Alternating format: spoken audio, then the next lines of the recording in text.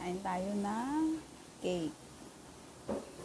Masarap ang cake. Ito na po yung handa sa engagement na ang ganda-ganda ng mga ayos sa hotel kasi ginanap yung engagement rin. Masarap.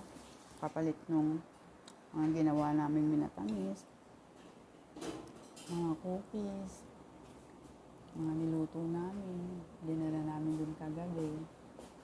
Kaya eto, nag-uwi naman si Amo, pinasalubungan kami ng cake. Marami pa mga pagkain, mga ulam. Kain tayo guys.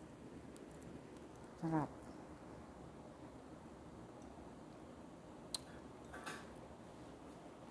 Kasi birthday ko ngayon. Kaya may cake. O, di ba? Cake yan, cake.